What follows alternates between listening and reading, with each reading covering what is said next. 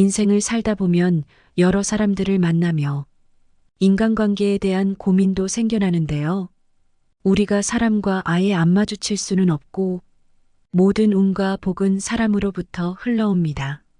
그래서 인복이라는 말도 있지요.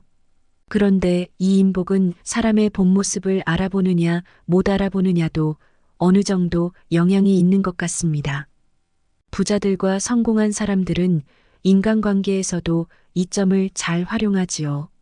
만약 누군가의 첫인상을 봤을 때 나에게 참 도움이 되는 사람이라고 생각이 들고 잘해주어야 할 것 같다는 사람인 인생의 귀인을 빠르게 알아챈다면 인간관계에서 힘들어하는 고민도 많이 줄어들지 않을까요?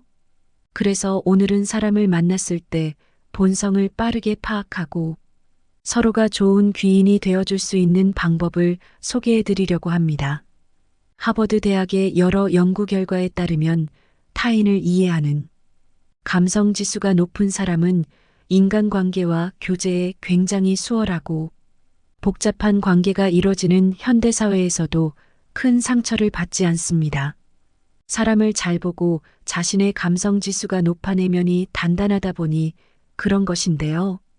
가장 신기했던 것 중 하나는 사람의 인성을 파악할 때에도 상대의 첫인상에서 중요한 부분을 차지하는 옷차림이 무척이나 중요하다는 점이었어요. 이처럼 사람을 첫눈에 봤을 때 인성을 잘 보려면 옷차림뿐만 아니라 어떤 것을 봐야 최고일지 함께 알아보겠습니다. 오늘 영상을 끝까지 시청하셔서 사람을 보는 눈, 인복을 받는 지혜를 가득 받아가시길 바랍니다. 항상 여러분의 앞날에 풍요와 행복을 바랍니다. 듣기 전 구독과 좋아요, 알림 설정, 따뜻한 댓글은 저에게 언제나 큰 힘이 되어줍니다. 과연 옷차림은 중요할까? 첫인상에 옷차림이 미치는 사례. 옷이 날개라는 말이 있다. 예쁘고 멋진 옷을 입으면 사람이 달라 보인다는 말을 쉽게 표현한 것인데 많은 사람이 옷차림을 보고 그 사람의 취향 및 경제력, 사회적 지위 등을 판단하곤 한다. 또한 옷차림은 첫인상을 좌우할 뿐 아니라 커뮤니케이션에도 큰 영향을 미치는 것으로 나타났다. 미국의 한 대학교 심리학과 교수인 레너드 박사의 실험 결과 대부분 사람이 좋은 옷을 입은 사람의 말을 더 중요하게 판단하는 것으로 나타났기 때문이다. 박사는 공중전화 동전 반환구에 미리 동전을 넣어두고는 두 부류의 실험 보조자들에게 산뜻한 정장과 허름한 옷차림을 각각 착용하도록 했다. 실험 보조자들은 약간 떨어져서 전화부스를 관찰하고 있다가 사람들이 통화를 끝내고 그 동전을 자기 주머니에 집어넣으면 다가가서 이렇게 말했다. 제 동전이 거기 있었을 텐데 혹시 보셨나요? 이렇게 200명을 테스트한 결과 정장 차림의 실험 보조자에게 동전을 돌려주는 경우가 허름한 차림의 실험 보조자에게 돌려주는 경우보다 2배 많았다. 이렇게 고급지고 귀티나는 옷차림을 통해 부자로 보인 사례는 적지 않다. 뉴욕의 한 도시에서 고급스러운 옷차림과 비싼 액세서리를 착용한 한 여성이 있었다. 겉모습으로 보면 그녀는 아주 성공한 여성으로 부자의 귀티가 흘러나오는 사람이었다. 그녀는 항상 멋진 옷과 보석으로 자신을 꾸미고 고급스러운 자동차를 타고 다녔다. 사람들은 그런 그녀를 부러워하며 그녀의 위치에 맞게끔 대우해야 한다는 생각을 했고 다른 부자와 다름없이 대우를 했다. 하지만 이 여성은 사실 대단한 부자는 아니었다. 그녀는 부유한 이미지를 위해 겉모습과 스타일에 신경을 쓰는 사람이었다. 물론 이런 사례를 보면 옷차림으로 사람의 전부를 판단하는 것은 굉장히 위험한 일이 될 수 있다. 하지만 인간은 시각적인 생물이다. 그러므로 시각적으로 보이는 것에 흔들릴 수밖에 없는 존재인 것이다. 전부를 판단해서는 안 되겠지만 일부를 판단하는 것은 어쩔 수 없는 단서와도 같다. 낯선 사람을 처음 만날 때 대부분 그 사람에 관한 정보를 전혀 갖고 있지 않는 경우가 많다. 그러다 보니 우리는 외모나 복장만으로 상대를 판단할 수밖에 없다. 결국 첫눈에 들어오는 외모나 옷, 표정이나 말투 등 극히 제한된 정보만으로 어쩔 수 없이 첫인상을 결정하는 셈이다. 문제는 한번 만들어진 이미지는 모든 말과 행동을 평가하는 기준이 될 뿐만 아니라 한번 결정된 첫인상은 여간해서 바꾸기가 힘들다는 것이다. 사람의 첫인상을 바꾸려면 무려 40시간이나 걸린다는 연구 결과도 있다. 일상생활에서도 종종 경험한 바 있겠지만 똑같은 상황이라도 말하는 사람에 대한 이미지에 따라 다르게 받아들여진다. 다른 사람이 보는 나와 내가 생각하는 나는 전혀 다르다. 사람들은 내가 보여주는 모습에 반응하고 그 모습을 평가한다. 물론 그것이 정확할 때도 있고 그렇지 않을 때도 있지만 우리가 여기서 알 수 있는 사실은 다른 사람에게 보이는 모습은 인간관계를 만드는 데 있어 적지 않은 영향을 미친다는 것이다. 사람에 대해 알아볼 때도 첫인상이 중요하다는 것은 이 정도면 매우 잘 알 것이다. 이처럼 나에게 도움이 되고 서로 좋은 사람이 될 수 있는 상대방의 본성을 파악하기 위한 몇 가지 단서는 생각보다 간단하다. 우리 일상생활에서도 적용할 수 있는 방법이기 때문에 인생의 경험에 무척 도움이 될 것이다. 옷차림은 그 사람의 성격과 심리를 나타낸다. 세계적으로 유명한 한 작가는 옷은 사상의 이미지라고 말했다. 제2의 피부라고 불리는 옷은 몸을 보호하는 기능뿐 아니라 성격과 심리 상태를 나타낸다고 볼 수 있다. 즉, 사람은 옷으로 자신을 드러내는 것이다. 함께 생각해보자. 우리는 옷을 입고 액세서리 착용하면서 자아를 노출한다. 옷에 신경을 쓰지 않는 사람도 있지만 대부분 사회생활을 하는 사람이라면 전혀 신경을 안 쓸 수는 없는 노릇이다. 또 개성에 따라 옷차림이 달라지는데 이때 그 사람의 심리 상태와 미적 특징 성격까지 파악된다. 그러니 상대의 옷차림을 보면 상대가 어떤 사람인지 일부를 파악할 수 있는 훌륭한 단서가 된다.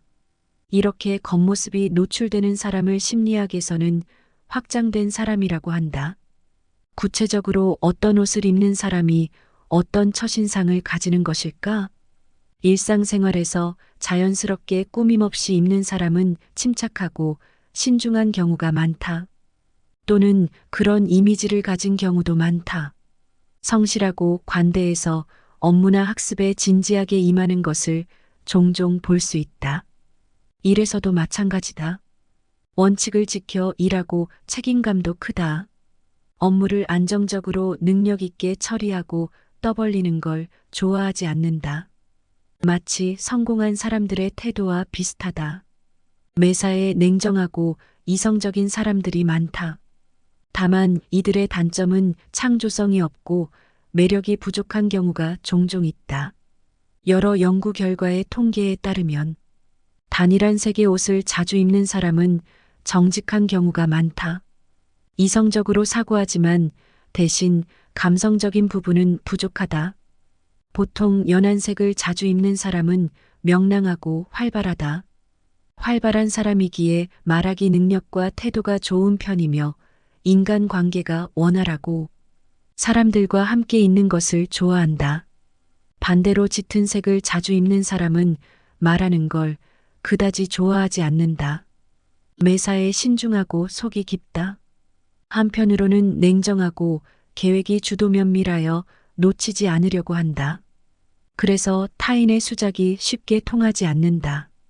다양한 색상과 독특한 디자인을 자주 걸치는 사람은 허영심이 강하다. 다른 사람에게 주목받는 걸 좋아해 자신을 드러내기를 즐긴다. 이들은 제멋대로인 경향이 있고 독단적으로 결정하는 특징이 나타난다. 고급지고 화려한 옷을 좋아하는 사람은 허영심이 매우 강한 경우가 많다. 과시 욕구가 있을 수 있고 금전욕도 어느 정도 강한 사람일 수 있다. 다 그런 것은 아니지만 동시에 히스테릭한 성격을 가졌을 가능성도 있다.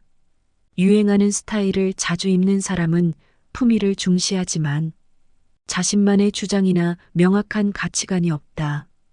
이들은 감정 기복이 크고 줏대가 없어 타인의 말에 쉽게 휘둘리는 성격을 가지고 있을지 모른다. 누군가는 옷차림을 선택할 때 자신이 좋아하는 옷을 주로 입는다. 외부의 간섭을 받지 않는 사람으로 독립심이 강하고 뛰어난 판단력과 결정력이 있다. 자주성과 끈기가 매우 강한 편이라 정해진 목표를 달성하기 위해 잠시도 쉬지 않으며 다른 사람들이 볼 때 대단하다고 여겨지는 경우가 많다. 비슷한 옷을 자주 입는 사람은 대부분 직설적이다. 쾌활하고 자신감도 넘친다. 그래서 말을 숨기고 드러내서 하기보다는 단정하고 시시비비를 분명히 가리는 성격이다. 일할 때에는 진지하게 지시하고 일 처리를 하는데 필요할 때는 과감하게 결정해서 굉장히 명쾌해 보이고 때로는 리더십이 있어 리더의 자리에 서는 사람도 많다. 의리도 중요하게 생각하고 말한 약속을 잘 지킨다. 그러나 간혹 오만하게 비춰질 수 있어 주의가 필요할 때가 있다. 이들은 자의식이 비교적 강해서 웬만해선 입장을 잘 바꾸지 않는다. 자주 옷을 갈아입는 사람은 여성성의 비율이 높다. 이는 옷에 대한 관심이 꽤나 높은 편이기 때문인데 옷이 너무 많아서 하루에 몇 번이나 갈아입을 수 있는 사람들도 있다. 이들은 뽐내는 걸 좋아하고 일반적인 사람에 비해 취향이나 선택이 약간은 까다롭다. 소매가 없는 옷을 좋아하는 사람은 자유분방한 면이 있다. 그러다 보니 마음 내키는 대로 하며 낡은 것을 고수하지 않는 면도 있다.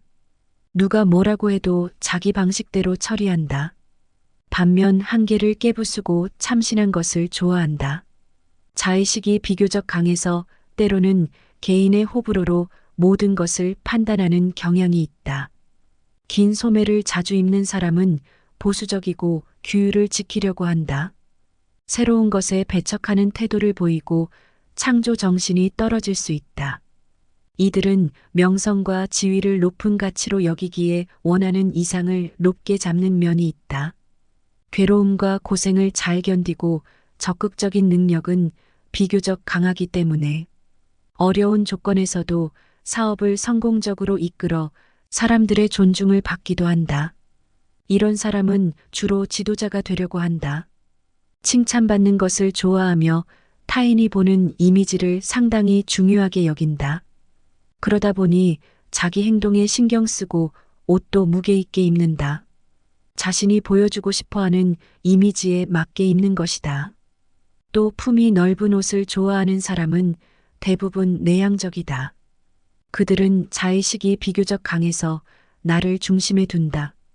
약간은 괴팍한 면이 있을 수 있고 혼자 다니는 걸 좋아하는 사람이 많다. 다만 간혹 외로움을 느끼고 타인과 교제한다. 그러나 타인의 결점과 부족함을 받아들일 수 없어서 결국 혼자가 되곤 한다. 일처리에 자신감은 부족하지만 똑똑하고 독특한 견해를 가지고 있다. 딱 붙는 옷을 좋아하는 사람은 옷은 구속적으로 입지만 실제 성격은 개방적이고 얽매이는 게 없다.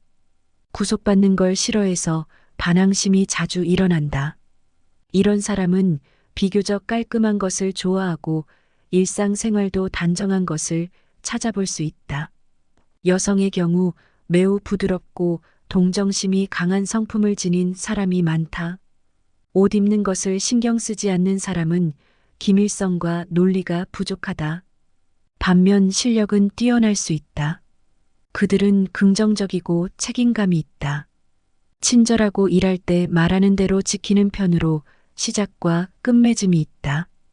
단점은 체면을 중요시해서 다른 사람으로부터 자신의 단점 지적받는 것을 무척 싫어한다. 체면을 깎는 사람을 누구나 싫어하지만 다른 사람에 비해 더욱 보복 심리를 갖는 경우도 종종 보인다. 그래서 이런 신호를 보이는 사람과 접촉할 때는 매우 신중해야 한다. 그들은 속이 좁은 편이다. 살아가면서 이런 사람들을 아예 만나지 않을 수는 없다. 그렇기에 옷차림과 외형으로 전부를 판단할 수는 없지만 일부의 신호를 알아채는 것이 중요한 것이다.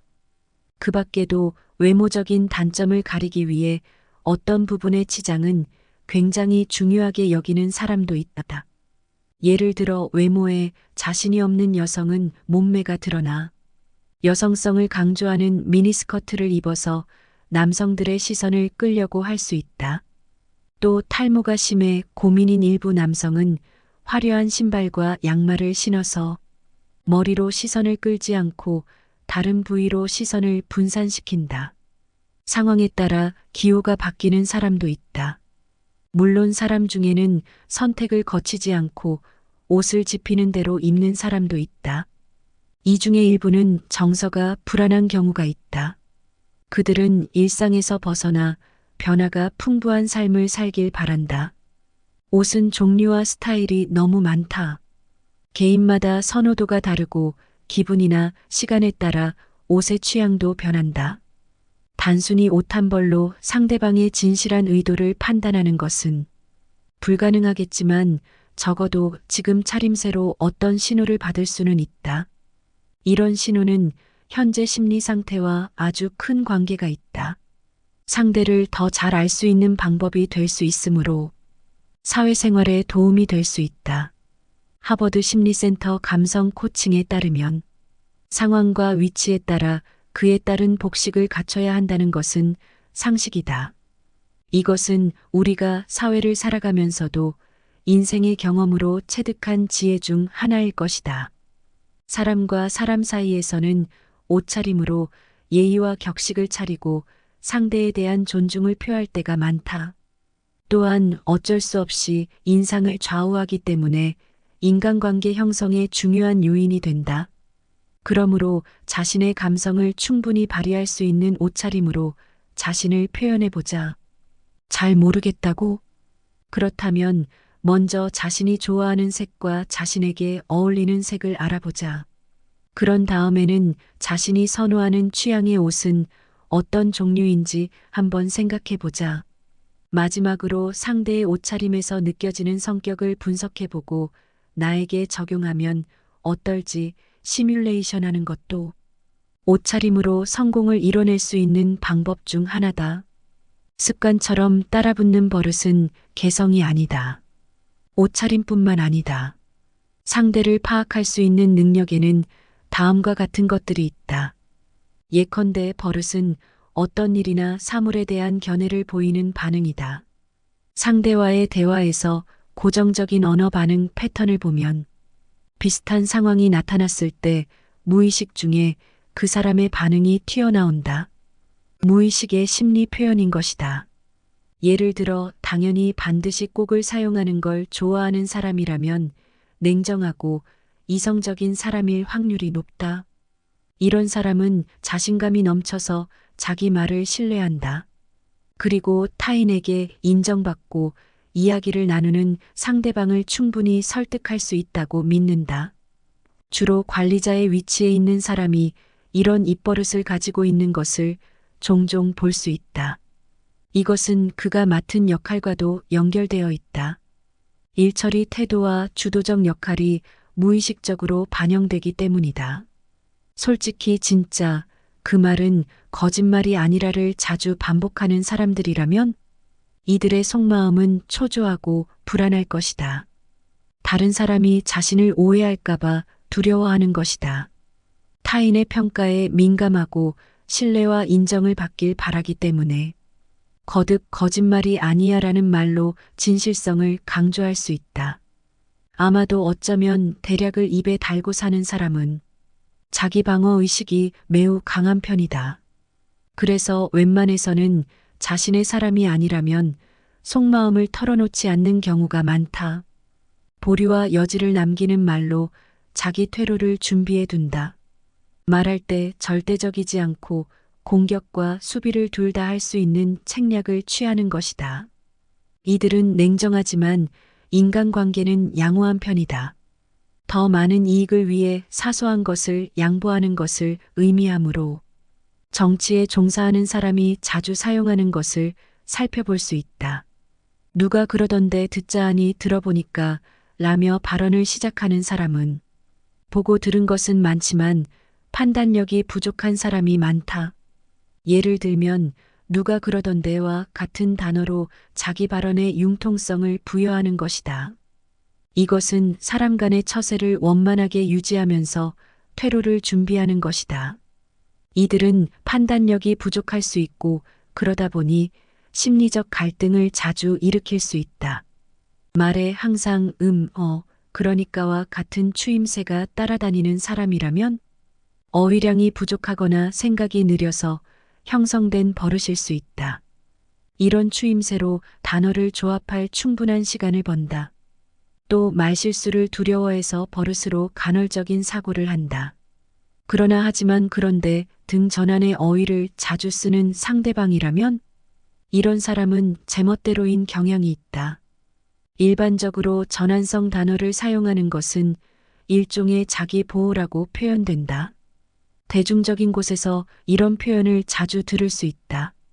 상대와의 대화 도중에 종종 자신이 답답하다고 말하는 사람은 정말로 답답한 것이 아니라 심적 스트레스를 풀기 위해서 사용하는 경우가 많다는 것을 알 수 있다.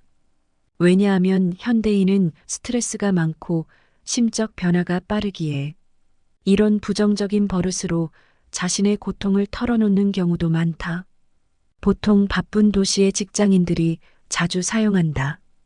이번에 망했어, 정말 끝났어라고 말하기를 좋아하는 사람이라면 이 방어 심리 기제가 발동한 것이다.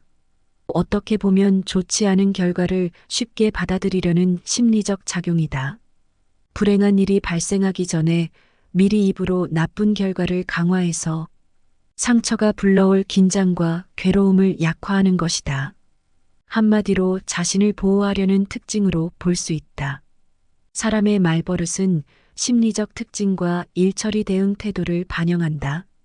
그래서 이런 말버릇은 한번 형성되면 일정 시간 동안은 바꾸기 굉장히 어렵다.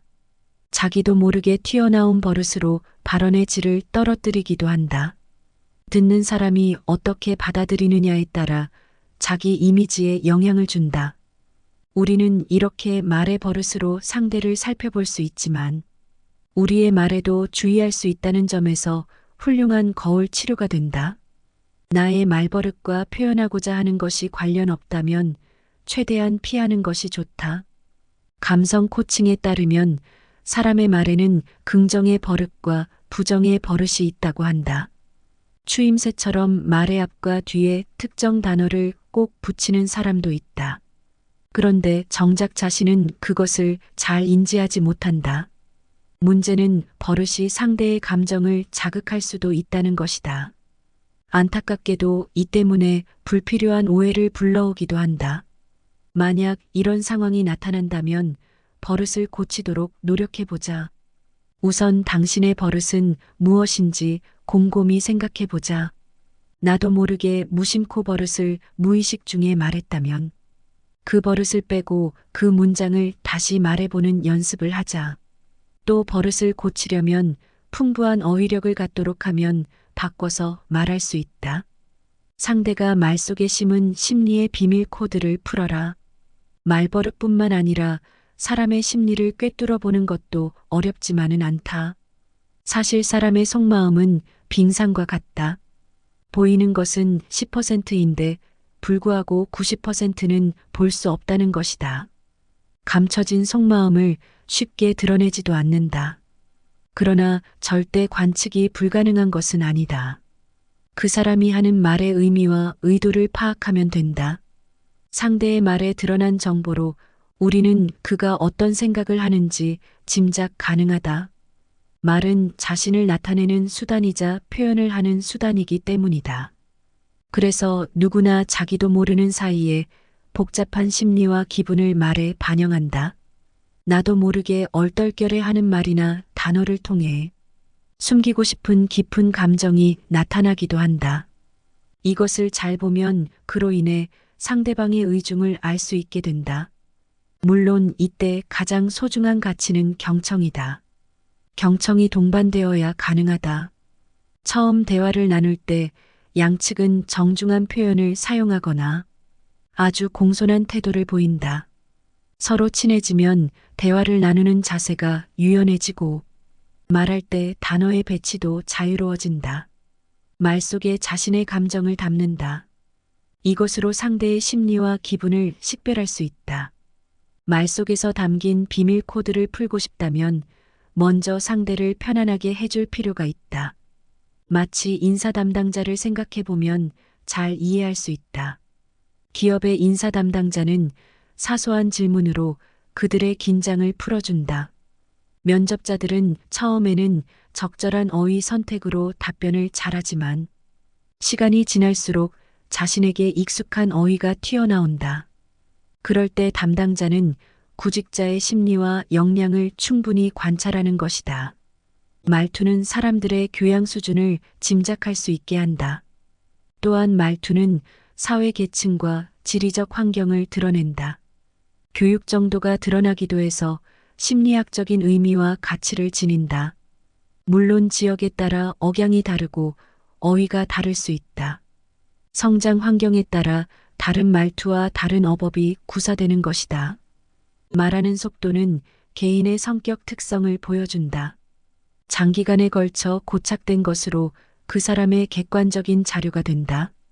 때때로 말하기 속도가 바뀌기도 하는데 이것은 우리가 하는 말에 현재의 심리 상태와 요구가 정확하게 반영되기 때문이다. 예를 들면 만약 상대방의 말하는 속도가 급격하게 느려졌을 때 심리를 살펴보자. 여러분에게 불만을 품고 있거나 적대적인 태도를 지닌 사람은 말할 때 속도를 일부러 늦춘다. 그리고 여러분이 듣기에 곤란한 말을 한다. 물론 상황에 따라 예외도 있다. 남자가 어떤 여성을 짝사랑할 때 말을 잘하는 사람이어도 그 여성이 나타나면 말이 꼬이거나 앞뒤가 맞지 않는 소리를 한다거나 말이 느려진다. 가끔 말하기 속도를 늦추는 것은 사태의 심각성을 드러낸다. 슬프거나 안 좋은 소식을 알릴 때 우리는 말하는 속도를 늦추고 목소리를 부드럽게 바꾸어서 말하도록 한다. 이것은 상대에게 받아들일 시간을 주는 것이다.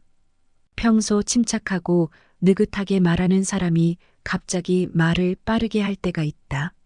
상대방의 음역이 뚜렷하게 높아졌다면 이것은 상대의 감정이 격해졌다는 뜻으로 받아들일 수 있다. 큰 목소리로 말하는 사람은 대체로 명랑하고 쾌활하다. 사람을 진실하게 대하고 숨김없이 말한다. 반대로 작은 목소리로 말하는 사람은 자신감이 부족하지만 속이 깊을 수 있다. 그래서 그 사람의 입에서 비밀을 캐내는 건 매우 어려운 일이다. 상대와의 대화에서 두 사람 의견이 일치하지 않을 때 목소리 톤을 높인다면 상대방을 압도하려는 의미다. 소리에 억양을 넣어서 다른 느낌을 만들어내는 것이다. 관심을 끌기 위한 욕망과 자기 과시욕을 은근하게 드러내려는 의도로 느낄 수 있다. 이렇게 말의 리듬도 심리를 드러내는 비밀 코드로 상대를 파악할 수 있다. 자신감이 넘치는 사람은 말할 때 리듬 속에 긍정을 담고 있다. 자신감이 부족한 사람이나 연약한 사람은 말하는 리듬이 우유부단하다. 간혹 이거 다른 사람에게 말하지 말라는 사람이 있다. 이런 사람들은 타인의 험담이나 결점이 만천하에 퍼지길 내심 바라는 경우가 많다. 만약 목소리가 단조롭고 리듬이 없다면 상대에게 냉담한 감정을 가졌거나 한마음이 되고 싶지 않다는 표현일 수 있다. 또 정서적으로 불안할 때도 목소리가 단조로워진다. 무료하거나 대답하기 귀찮을 때도 말의 리듬감을 잃고 만다. 그러나 친한 친구나 친근감 있는 상대와 말할 때는 리듬을 타고 생기가 넘친다. 우리도 그런 경우가 많을 것이다. 결론적으로 말투에 담긴 정보량은 상당하다. 감성 지수가 높은 사람은 말과 말투로 타인의 기분을 판단하고 정확한 처리 방법을 선택한다. 그로 인해 보다 더 훌륭한 인간관계를 맺고 유익한 정보를 많이 얻을 수 있는 것이다. 이것은 한마디로 말해 타인보다 더 쉽게 성공의 영역에 들어서는 것이다. 말을 한다는 것은 옷차림에 신경을 쓰는 것만큼이나 자신을 고스란히 드러내는 것이다. 오래 만나지 않았어도 그 사람의 성품이나 성격을 짐작할 수 있다. 말보다 더 중요한 신체 언어로 상대를 파악하라.